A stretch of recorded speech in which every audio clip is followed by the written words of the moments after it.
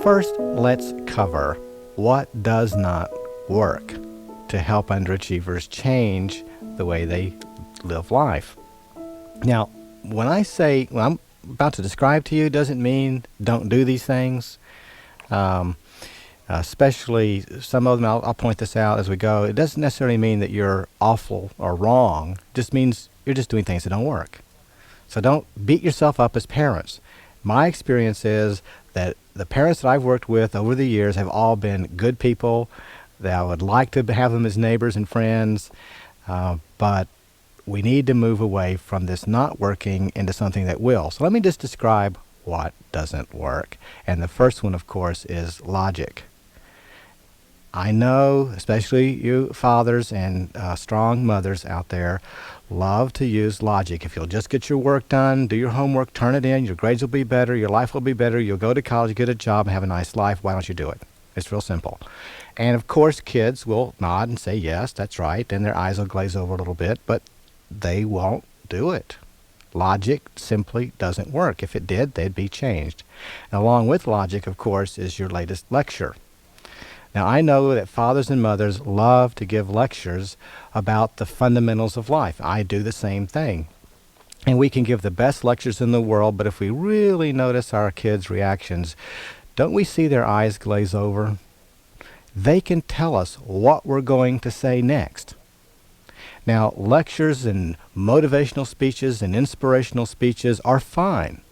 And sometimes kids' eyes will kind of tear up and they'll want to go out and win one for the Gipper, and for 2 weeks they're working. And then you see the motivation begin to fade again. So logic and lectures, as much as we like them, will not help our children do better. Now, here's the nice thing about lectures and logic. We're talking about our values. And we're really reaching our kids at the level of their values because they kind of respond sometimes.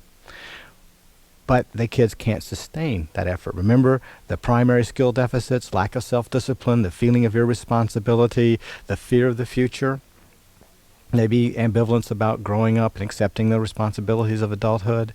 Well, we got to clear those up.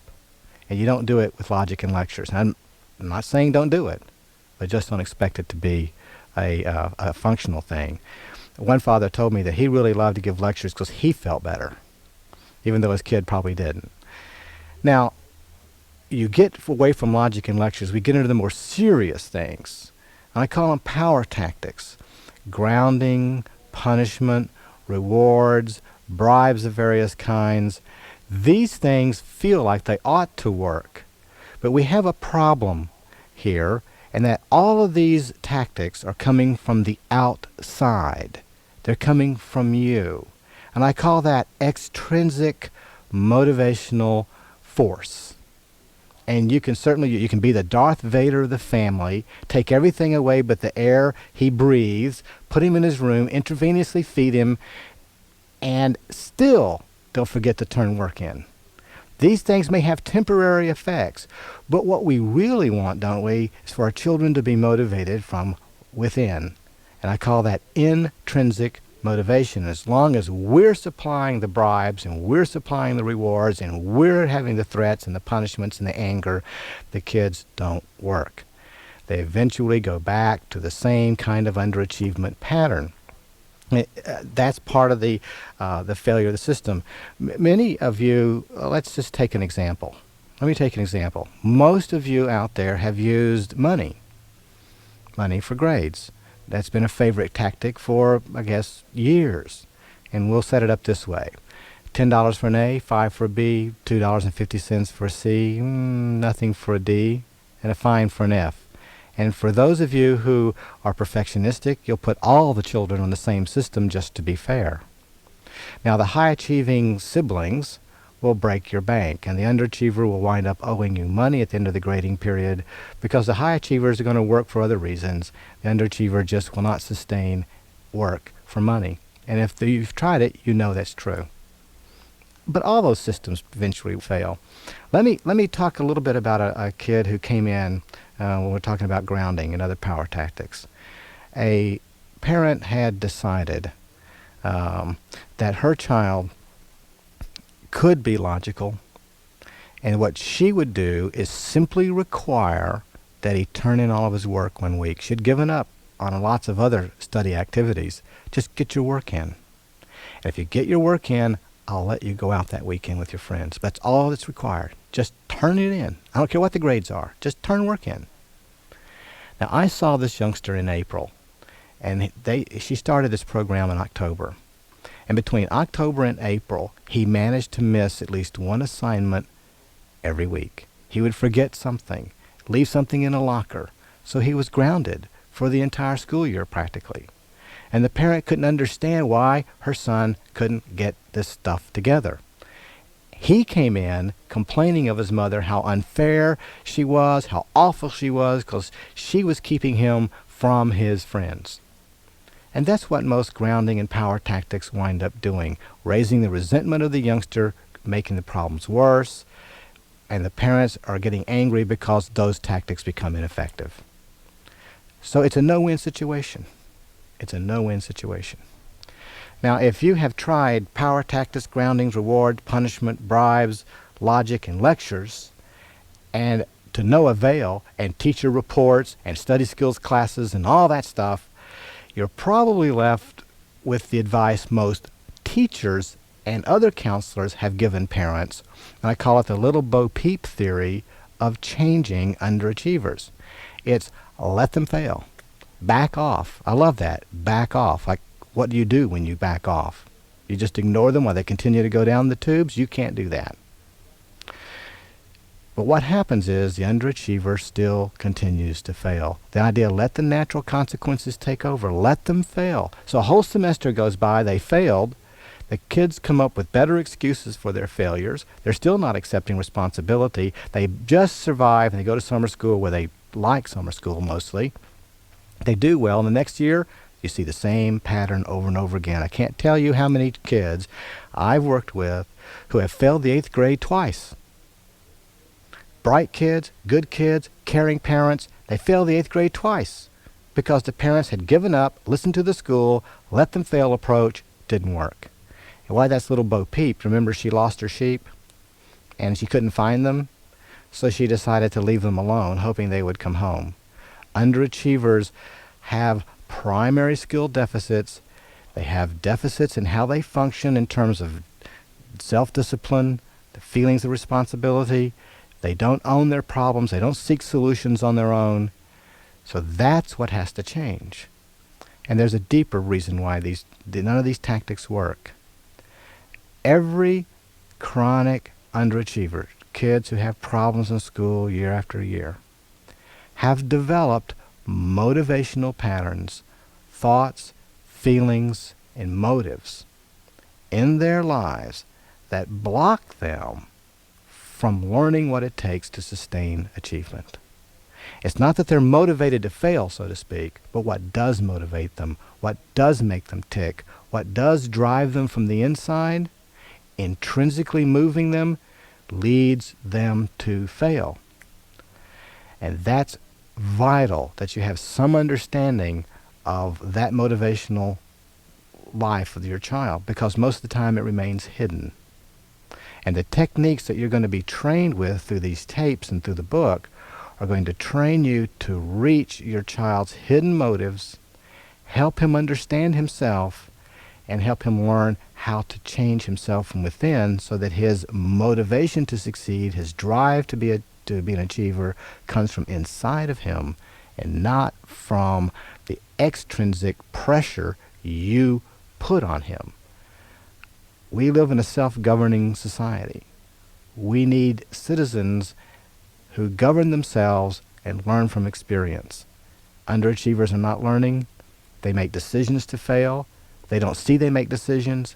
They don't understand that process, and we need to lead them to it. I'm going to discuss now some of the motivational patterns that are hidden that will be revealed as we apply the 10 steps and the 10-step program that I describe later. And these are going to be called types of underachievers, but I want you to understand one thing, that a child may have more than one motivational pattern, but usually one will predominate. And there are certain traps you'll fall into as a parent. So even though we're not going to be discussing specific techniques when I discuss these motivational patterns, you're going to hear elements of your child, maybe yourself, and the traps that parents always fall into with these different types of kids, so that you're forewarned. Because when you get into the 10-step program, that's the kind of motivations and emotions you're going to evoke, and you're going to need to be able to handle them, and I'm going to teach it to you. We're going to be talking about types of underachievers. Before I do, though, I need to give you an understanding of what identity is, because when we're talking about different types of underachievers, we're really talking about a child's growing sense of identity, his place in the family, how he sees himself. And identity issues, and I'm going to make it very as clear as I can, are vital to understanding underachievement and helping kids change, because that's what you're going to find is really wrong. It's not going to be study skills, and we've already gone over that. It's going to be a child's core beliefs about themselves. Now, let me give you a good example of this. I'm going to give you a metaphor first. If you are an airplane pilot and you are test piloting new airplanes, the airplane is kind of the identity of the child. And as you fly your plane, if say you're your child, you fly the plane beyond what it's been designed to fly. It's going to shake, rattle, and roll and seem like it's going to fall apart. Your anxiety as a pilot is going to shoot way high because you think you might crash. Now, as soon as you bring that plane down to its normal level of functioning, what it was designed to do, it's going to smooth out and feel okay. Now, that's exactly how identity works in human nature, especially in your children. They have grown to function a certain way in life. That's who they believe they are. And when they fly outside their design envelope, they feel a great deal of anxiety, like something is wrong. Then they will drop back down to how they usually function, and they'll feel better. The anxiety goes down. Now, that's why you see every once in a while they'll put out a big effort and they'll make good grades. But it doesn't sustain, because they're not making good grades or doing the achievement behavior long enough for it to feel natural to them. Many times I have worked with parents and children, and the kids will start doing well, and everybody's applauding and praising the youngster. But underneath, the child smiles for a while. Underneath, he's feeling more and more anxious because he's becoming something he's not used to. Now, if he were an airplane, he couldn't change. But we can change our identity. We can help our children change their sense of themselves to become achievers. That's what we're going to talk about now, different types. We're really talking about a kind of identity pattern. Many years ago, when I was in graduate school, I was approached by a young man who wanted to go to medical school. His name was, we'll call him John. Now, John had quit a fantastic job, taken his wife and 2 kids to North Texas, where he entered the biology program because he couldn't get into medical school because he had been an underachiever. But he had just graduated from college a few years ago, taken a job, and decided he wanted to be a doctor, but he couldn't get in. So the medical school in Dallas said, if you will go to graduate school in biology, which was easier to get into, and if you do well there, then we'll take a good, strong look at your application because we like people who do well in biology. Now, having quit a major job and his income dropped to almost nothing, having 2 kids and a wife, the wife was supporting him, he was very nervous about doing well. And his first class was in biological statistics, which was nothing more than a fancy name for calculus. He understood nothing. And he came to me to help him control his anxiety and to decide whether he should tuck his tail and run back to his job, they didn't want him anymore, so he really had no alternative but to pass that class. And I'm going to talk about this for a second because I want you to understand the anxiety that comes with change. When John would study, he and I mapped out a study plan, and when he would study, long hours because that was the plan. And he had to follow it because his back's against the wall. He would feel like he didn't understand anything that he was studying in that class. He did not have the intuition or the feeling that he understood, and it scared him. His anxiety was so high that the night before his first exam, I got an emergency call from his poor wife, who found him on the floor crying that he had ruined everybody, ruined his life. He couldn't pass, he was going to fail, and there was no alternative, and he was just going to quit and go get a job as a garbage man or something. I talked to him, this was about 3 o'clock in the morning, and convinced him just to follow his plan, which is take the test, whatever comes to mind, write it down. He came, after he took the test, he came over to see me. And John was a wreck. He hadn't had any sleep. He was convinced he'd failed because he didn't know any answers. But when he got the test back a week later, he had made a B. Instead of making him feel better, that made him feel worse because he assured me he didn't understand anything. He was just memorizing. So I said, keep memorizing. John made a B on every test in that class for that whole semester. But he never felt like he understood what he was studying. Now, obviously, John's brain was understanding, and he was able to perform, but his identity did not allow him. Here's a secret. When John was growing up, he never did well in math. In fact, it was always a struggle, and he had an implanted idea. I'm dumb in math. From very early age, 3rd, 4th, 5th grade on. So he had this identity issue, this thought that was controlling not only his feelings, but all of the times he avoided math in college and in high school and did poorly. Now, John's program, in his program, he was inadvertently put into the wrong school. So he couldn't take the exam, the final exam. But they allowed him to stay in the class. He could take both exams at the end of the year in May, which raised his anxiety immensely because if he didn't think he understood the beginning, how was he going to understand the end? But by the end of May, he sat down at 3 o'clock in the afternoon and studied all night till 6 in the morning and told me later that it was the highest experience he had had because in reviewing all of the math, he suddenly felt like he understood. He felt at ease. He felt confident for the first time. And he made the highest exams. He made the highest score on those exams he had ever made, that had ever actually been made in that university. He missed one question. And he came over to me afterwards and he said, man, have I changed. I really can do math. But it took an entire year of constant effort, dogged persistence, and his identity changed. Now, we're talking about one small core thought, the axis around which much of his life turned, because if I'm bad in math, I'm bad at school, gee, I really can't do this stuff. I avoid tasks that I could have done all along, and now, by George, he can go to medical school. The problem with most underachievers, especially the ones in your home, is that they don't have their back against the wall where they have to do or die. They're not forced in that position, and they will avoid everything just like John did. But the interesting thing that John told me was, he said, you know, when he was a young man, he had a science class in which he really tried hard, had a science project, and which won honorable mention at a science fair.